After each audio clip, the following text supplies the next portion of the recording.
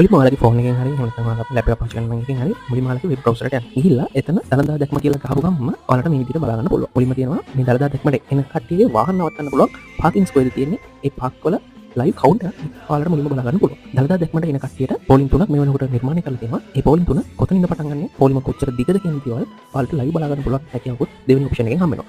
ඒ වගේම තමයි ඊළඟට තියෙනවා කන්ටැක්ට් අස්. ඒ කියන්නේ පොලිසිය හරි කාව හරි මෙතනින් සම්බන්ධ කරනවා නම් ඒකට ඔයාලට කන්ටැක්ට් අස් කියන එක පාවිච්චි කරන්න පුළුවන්. ඊට පස්සේ තියෙනවා ඉම්පෝර්ටඩ් ප්ලේසස් කියලා. ඒ කියන්නේ පෝලිං ආශ්‍රිතව හදිසි අනතුරක් හරි මොකක් හරි හදිසියක් වුණොත් ප්‍රථම ආධාර ගන්න වගේම වෛද්‍ය ආධාර ලබා ගන්න පුළුවන් තැන් සහ ඒ වගේම වැසිකිලි කැසිකිලි පාසුකම් වෙලා තියෙන ස්ථාන පිළිබඳව මෙතන ඉම්පෝර්ටඩ් ප්ලේසස් කියන එකෙන් ඔයාලට බලා ගන්න පුළුවන්. ඊළඟට තියෙනවා අනවුන්ස්මන්ට්. එහෙම නැත්නම් වැදගත් නිවේදන මොනවද කියන එකත් මෙතන දීලා තියෙනවා. ඒ වගේම මේ දළදා දැක්ම බලන්න එන කට්ටියට පිළිපදින්න ඕනේ උපදෙස් මොනවද කියන එකත් මේ ඉන්ස්ට්‍රක්ෂන්ස් කියන එකෙන් දීලා තියෙනවා. ඊට පස්සේ තියෙනවා දළදා දැක්ම පැවැත්වෙන වෙලාව පිළිබඳ විස්තර මේ ටයිම් ටේබල් කියන එකෙන්.